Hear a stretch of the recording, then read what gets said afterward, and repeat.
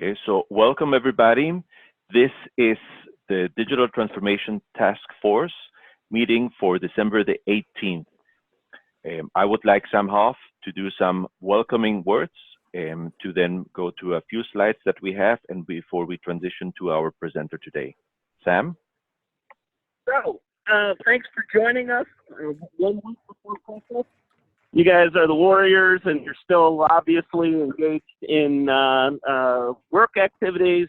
Wish everybody happy holidays and very successful 2020. I know really looking forward to the CSIA conference in New Orleans next spring, and I think we've gotten some great information out of this digitalization task force, and as everybody continues to struggle with ways to monetize Industry 4.0, and Jose, you'd be proud of me. I'm trying to think. I was in a meeting and I used your line about Industry 4.0 and don't argue with the customers. If they think it's Industry 4.0, it's Industry 4.0, even though it may be SCADA. All right. Very good. Thank you, Sam. Thank you very much. And welcome, everybody. So I wanted to remind people that we have quite the calendar ahead of us in terms of scheduled meetings for this Digital Transformation Task Force. Quite honestly, it's scheduled all the way until May, which is the one that we're going to have right before the start of the conference. And if we have people on the call that are not members, or if you want to invite some of your peers to join CSIA, there is this special combo that is right now on our website to do so. I also want to welcome back Mike Harvath. Some of you on the call may remember him. He was at our 2017 CSIA conference in Fort Lauderdale, and that was the conference we dedicated to transformational business models. And Mike was there, and he was actually before then meeting with our task force that was preparing this whole transformation along the lines of the business models. So I would like to welcome Mike Harvath, the President and CEO of Revenue Rocket, and after this slide, I will transition over to you. So we're in the happy holiday seasons, and I want to wish everybody the best wishes for the holidays and also for 2020. And I'm sharing the pullover that my 9-year-old daughter gave me last year, and I'll be wearing again. So, Mike, I stopped sharing, and you can please stop sharing now. Thank you. Okay. We can go to the agenda slide, Jose. There we are. Great. So as we mentioned, to pick it up, we'll talk a little about introductions to this Revenue Rocket. Digital transformation, really, what is it? This isn't going to be a big surprise for this group as to what it is as we look at it. Then we're going to define what does success look like, right, in sort of a digital transformation journey. We'll talk about the proof points for the strategy pivot to digital transformation now, and then essentially a 5-step how-to guide, things to think about as you guys are moving to the all-singing, all-dancing SIAI ML services firm. So with that, next slide. Who is Revenue Rocket? So a little bit about my background and the firm's background for those of you that don't know me. I'm an electrical engineer and a sociologist by training. Later went to business school, had started and grew and sold 3 systems integration / consultancies along my journey prior to starting Revenue Rocket. Since we started Revenue Rocket almost 20 years ago, we have become the premier growth strategy consultancy and M&A brokerage firm in the market. We really focus exclusively on technical services. We've worked with over 500 firms in 30 countries since our inception. And our firm is pretty evenly split between strategy advisory work, growth strategy advisory work, and sort of merger and acquisition advisory. And our team are all kind of long in the tooth guys. They all have over 20 years experience. Next slide. So I borrowed this from some of the information that Jose had presented. You know, what is the definition of digital transformation? And I think this sums it up pretty well, right? That it's the transformation of industrial products, operations, value chains, and aftermarket services that are enabled through the augmentation of people and knowledge through the expanded use of sensors, data, and analytics. For those of you that attended my session in 2017, we talked a lot about, business model transformation, inclusive of being able to interpret data and facilitate analytics work, and how that was a logical extension of the work that you guys generally do in your core business, and that would be forthcoming, and that we would have proof points to that. Next slide.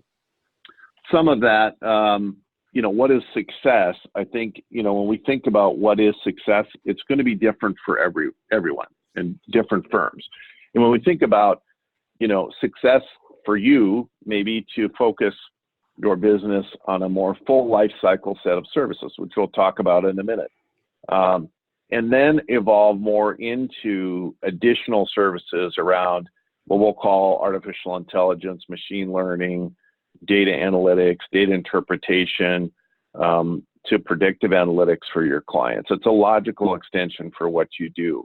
There isn't a one-size-fits-all solution for what we call digital transformation. Some of our clients and some of the companies we work with focus exclusively on sort of the analytics side. Some are, very advanced around leveraging the Google Cloud, for example, as it relates to sort of AI and machine learning, and they're doing work for their clients by advancing that side of the business. Some have acquired businesses to add this set of functionality.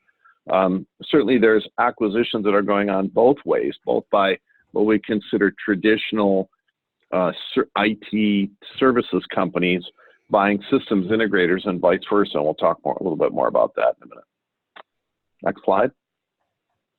So a little bit about the fundamentals of a top performing systems integrator. And, we see this in our work together. So they're typically vertically aligned. The focus is on your core services, what we'll call core SI services. Do generally offer cloud-based analytic services to their clients. Those services may be enabled through AI and ML type modeling. I think more importantly, though, they also have a full life cycle of services approach that we've talked about for a while. We've vetted this in many clients over the years, that having a set of subscription-oriented services that includes wedges to open the relationship, what we'll call technology core offerings. This would be core SI type offerings in your business, and then more managed offerings or maintenance offerings, is a critical approach to transforming the business more from a project orientation to one that includes more of a sticky service level agreement or subscription orientation. There's obviously solid organic growth strategy with industry specific IP, and that IP can be more process oriented and or more technology. And I think in a world of digital transformation, it's important to note that specific analytics approaches and models for your area of the industry that you focus on are considered industry IP, specific IP. The much more, fascinating outcome of this is that, these companies are seeing, 12 to 28 points of EBITDA and sustained growth rates of 20 to 40% on the top line. So these are very healthy companies. And generally when they do a transaction or an M&A transaction, you see multiples kind of in the 8 to 10 times trailing 12-month EBITDA range. And so they're certainly seen as an industry expert, thought leader, someone that their clients go to, not just for their core services, but also for these newer, what we'll call digital transformation, born in the cloud type services. Next slide, Jose. And this isn't new information for those of you, again, that were around in 2017 and saw my presentation. This is some information, a little bit of a repeat. But generally, the fundamentals of a declining firm in the space are folks that tend to be more geographic focused, tend to sell to anybody in the market, sort of sell projects as one and done sort of mentality, don't have a sticky revenue model.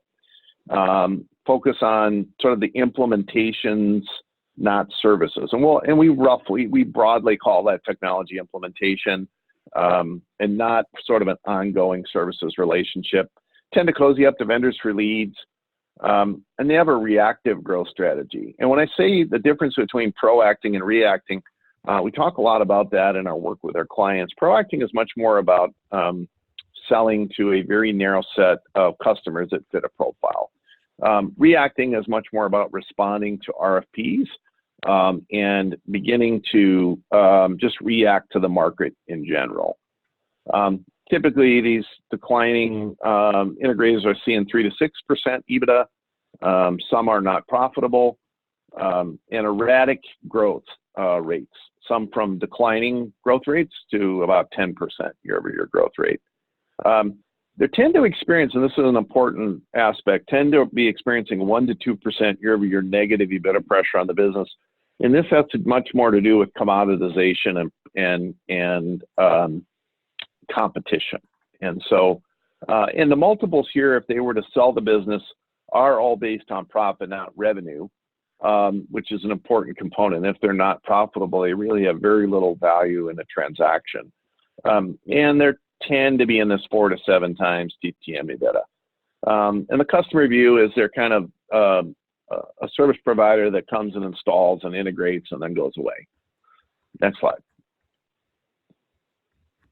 Proof points as to why now for digital transformation. You guys are real familiar, I'm sure, with the Accenture acquisitions, right? And sort of what's going on with them acquiring SIs and product engineering companies globally. It's been a fascinating thing to watch over the last probably 4 or 5 years, and certainly that has picked up recently. And we know from firsthand knowledge, we were involved with the mCloud acquisition of AutoPro, and that transaction was one that that made a lot of sense. And I don't know, I'm sure many of you may know Mike Lane, and as he was involved with CSIA in the past. This was a deal that we had intimate involvement in, and actually made the connection with mCloud, and it certainly is a proof point for how the power of digital transformation, particularly through using cloud-based advanced analytics and combining that with a world-class systems integrator, has great potential. And I would also say that, the services portfolio is maturing to include sort of the data, cloud, AI, and ML services in the fastest growth and most profitable SIs in the market. That's just the way it is. We've certainly seen that over the last several years. That trend will continue. And I think the more that a systems integrator can change their stripes here and add these types of services to the portfolio, certainly the more profitable and faster growth that they can expect moving forward. Next slide. So what are the big 5? These are the 5 sort of key points to transformation that I want to share with you, and we'll open it up for questions. Jose, next slide. I think the thing that we find as a common denominator for firms that successfully are able to add these types of services is they really have to be ready to change things up. And I don't want to, overemphasize this, but it's easy to say that you want to change to become a company that offers digital transformation, and it's hard to do. It's a big lift. Change is hard for companies and people to make, regardless of what it is. And it's why we think that having a sort of change agent or someone from the outside to facilitate this working on the business, as we call it, versus working in the business is pretty important. Because there's going to be a lot of change, and having infrastructure around change management in the business, thoroughly thinking through the business model and options, being able to try things and pivot to other things along the way as you're finding and optimizing your digital transformation journey will be pretty important. Next slide. It's really critical to refine your ideal prospect profile to include those that are needing these types of services. Now, it's easy to say that, everyone's going to need these services in the future, and thus everyone should be transformed and provide them. We're not convinced that, I mean, there's going to be leaders and laggards in the types of services they need around digital transformation. And it's important to understand where your ideal prospect profile sits on that continuum. And if it is truly your desire to grow a practice that's going to sell these types of services or acquire a practice, you need to be able to understand very clearly sort of where the demand curve is within your target market. Next slide. We think adding these services to your portfolio via an organic build or acquisition makes sense. And the reason I bring this up as the third step is that oftentimes it's easier, faster, and more profitable to get this set of service offering brought to the market through some sort of combination, whether that be a merger or acquisition or you know, or even an organic build. You just have to understand, however, that the organic build is a set of services and approach to the market that's completely different from what you guys do today. And as long as you're ready to go back to item one, which is, you know, hey, you got to be ready to change it up, I think you can be really successful. I think the mCloud AutoPro, you know, merger, if you will, is again a great proof point for this, and how an acquisition can bring, you know, two very successful organizations together to offer up that set of services. Next slide. It's critically important that, you know, you offer this full life cycle of services that we talked about earlier. I would recommend that you're actually doing that immediately, or you would do it as quickly as you can. That's a big transformation in its own right if you're not already doing it.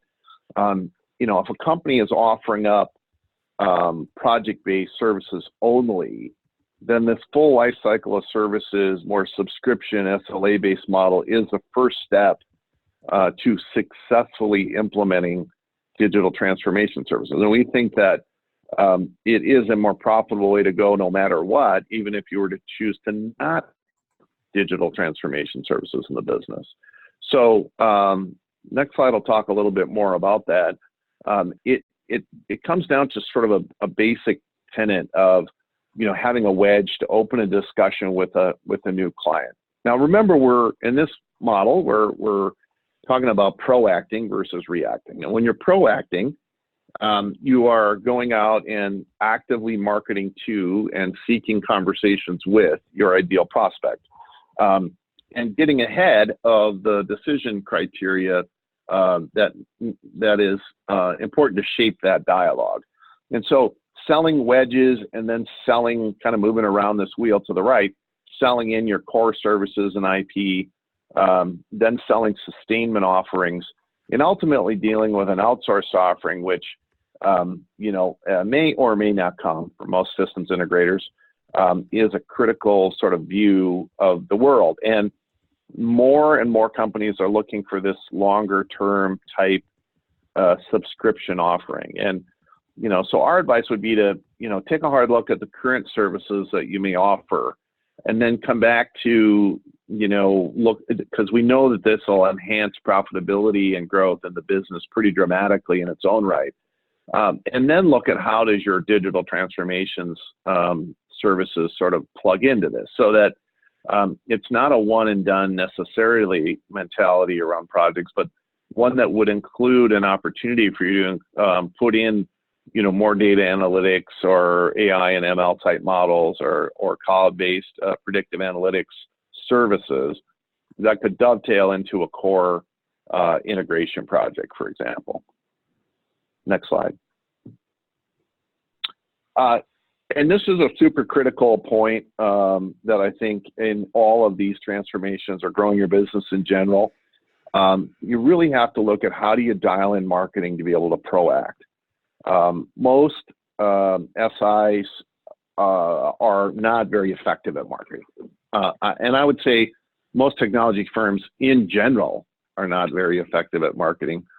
And the predominant reason that is because their target market, as defined, is too large. So it's critically important to be able to define your target market is one that is big enough to get you to your growth goals, but small enough for you to dominate.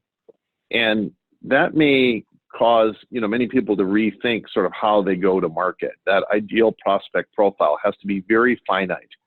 Otherwise, you could do everything right in marketing and still not have an effective marketing result. Things that you can't really measure or put on the board as a great ROI. And the predominant reason that most marketing in CSIA members is ineffective is just because the target market is too large. And so I would say that as you're thinking about dialing in marketing, this is a broader sort of strategy conversation that says, hey, be very, very narrow in your, target.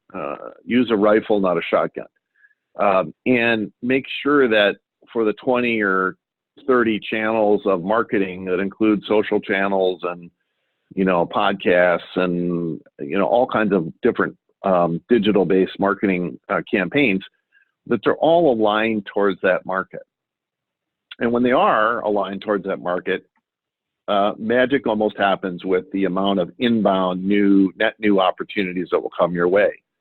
I would also tell you that marketing is a marathon, not a sprint.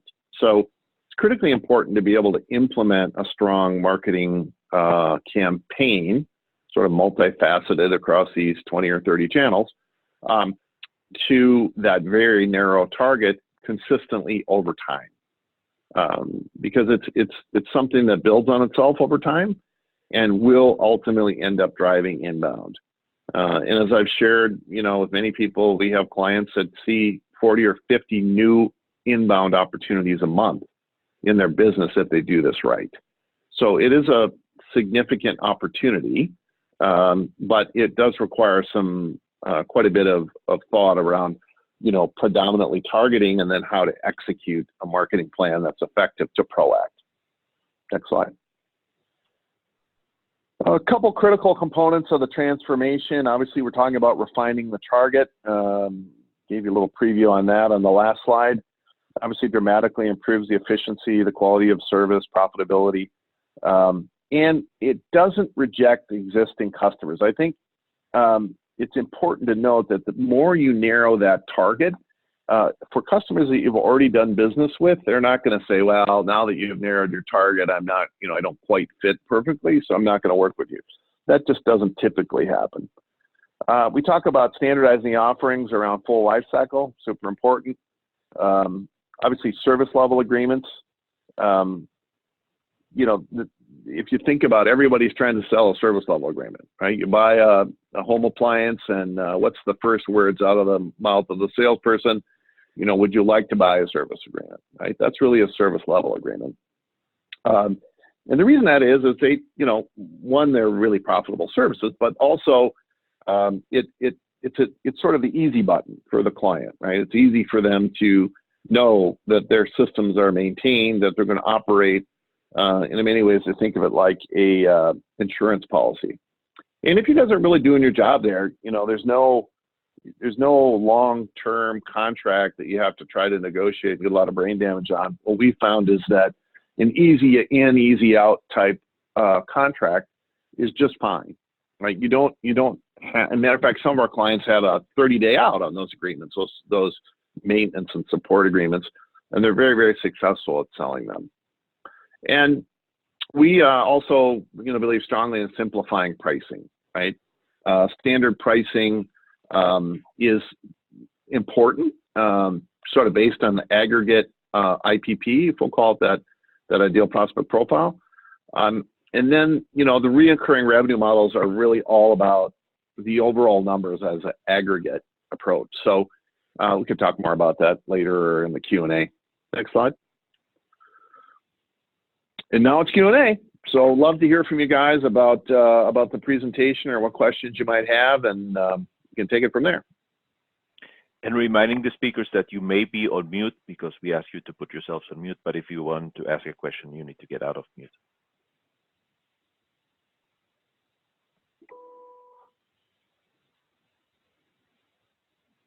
Hey, Mike, this is Dave Pritz. Can you hear me? Yeah, Dave.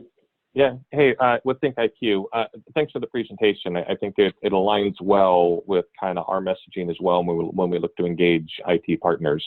A couple questions. First one, when you mentioned digital transformation services, I don't know if you went into that at all, or I may have missed that, but can you highlight what that would look like, or maybe go back to a slide and quickly cover that?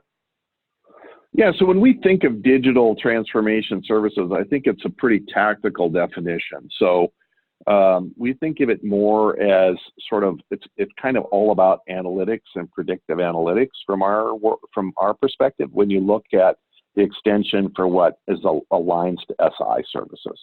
So you got, all these devices hanging online, and generally the clients need that data, right? They don't just need it as a single pane of gas dashboard, but they need to begin to do predictive analytics and machine learning aspects of that, using that data to change the outcomes. Now, historically, we've put humans behind the glass to say, oh yeah, okay, so we see this occurring, maybe we should react. But now the systems are becoming sophisticated enough that they're faster at making decisions, and oftentimes are hybrid solutions between human engineers and AI and machine learning sort of predictive analytics engines. And so I would certainly see it as the first major step in digital transformation is that.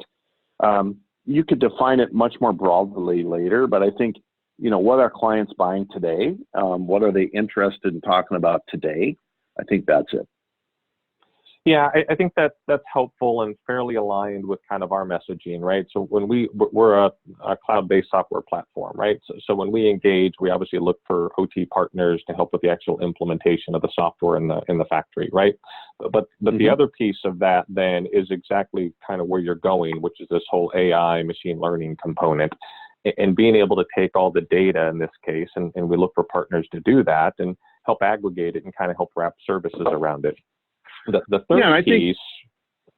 Go ahead. Sorry, one of the things. So kind of the third piece is this digital transformation is such a broad word, usually used at executive levels in organizations.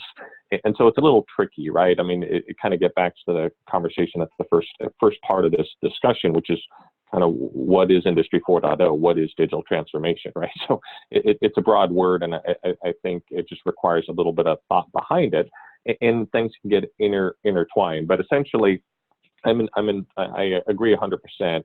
OT integrators that are looking to grow their business, I think this kind of blueprint or high-level sketch you lined out pretty much directly aligns with our go-to-market strategy as well. Yeah, great. Yeah, and I think it does take a village. I mean, I think if you're, a service provider, there's just great platforms and solutions available to implement to get you there.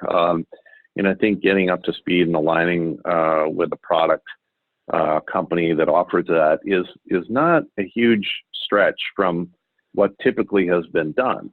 I think being able to kind of realign the revenue models and include that as a sort of standard offering is a pretty big evolution for most partners or most services providers.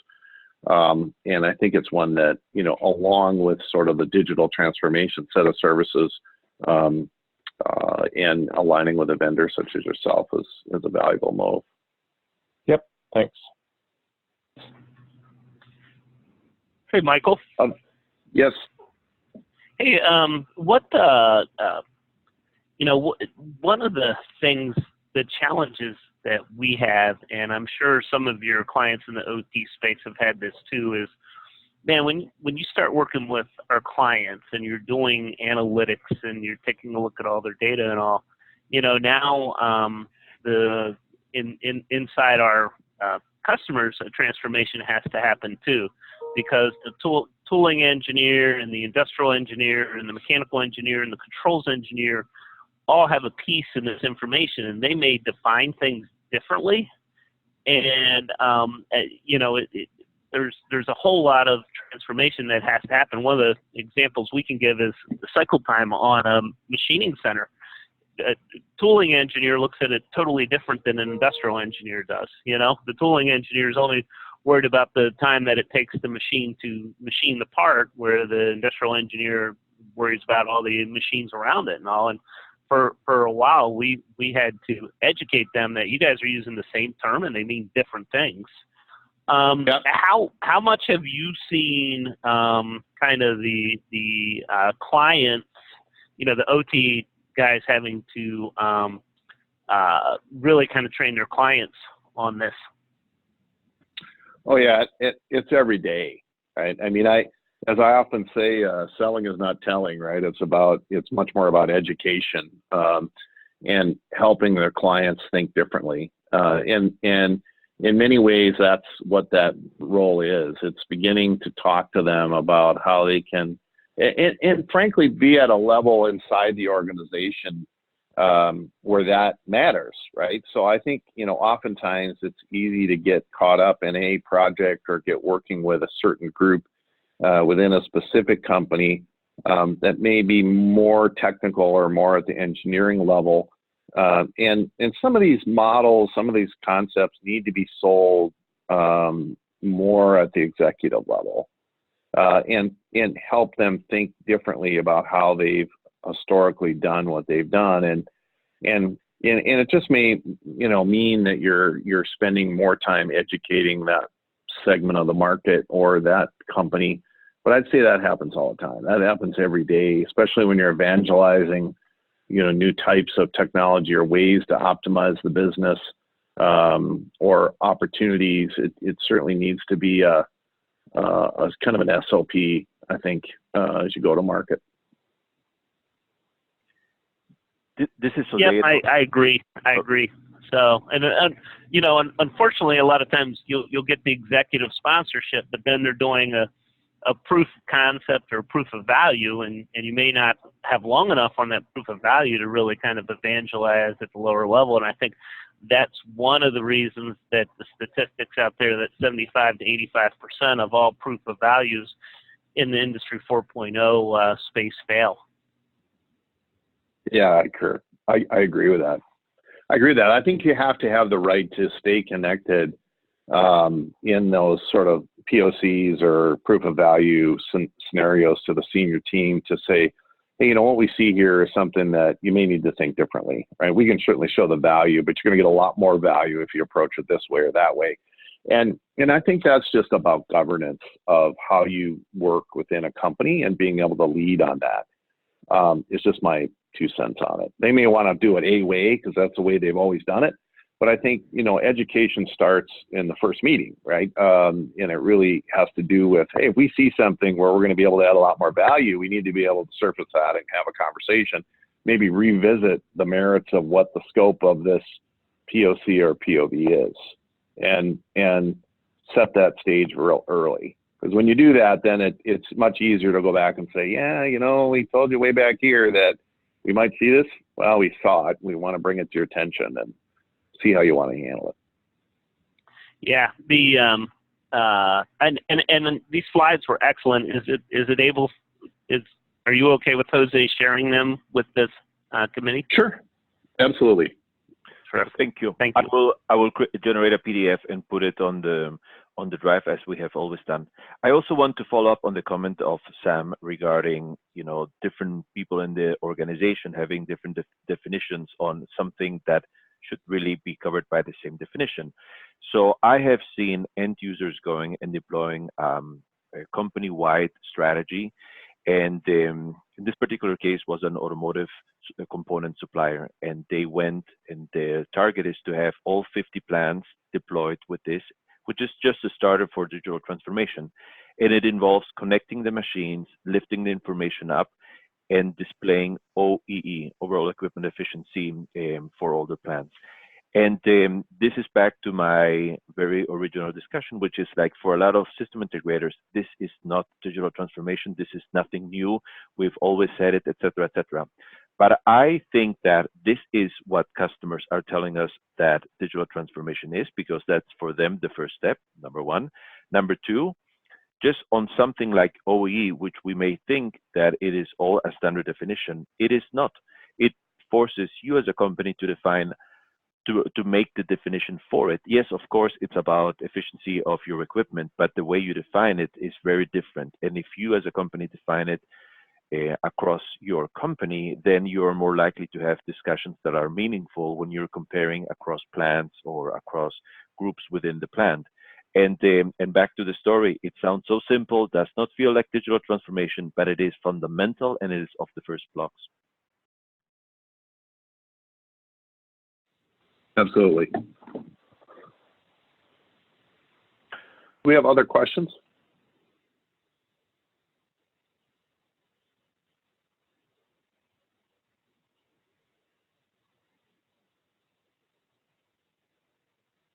Okay. Well, with that, we'll call it a wrap. If you guys have questions for me, certainly the next slide includes my contact information. It will be on the back of the deck, so feel free to reach out via phone or office, email, whatever works for you. Certainly happy to jump on a call or get on a web conference to further your thinking around this and explore the possibilities, as they say. So with that, I'll turn it back to Jose, and thank you guys for having me. Thank you, Mike, very much. This was an excellent presentation, and it was a good discussion at the end. I want to thank everybody. I want to highlight the role of Sam as the chair of this task force and all the meetings that we have been able to deliver. I think this was the 8th session that we have had since we kicked this off after the conference in Asheville. And we have a few more sessions, like I mentioned before. One of them, by the way, is related to OEE and how it's defined and should be defined. So it's like a refresher. I think that is the one set for February. So without any further ado, I want to wish everybody a great holiday and best wishes for the next year, and looking forward to seeing all of you at our conference in New Orleans. Thank you very much.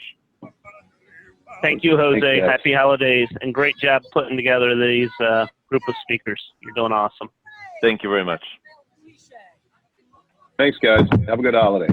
You too. Thank you. Happy holidays. Bye-bye.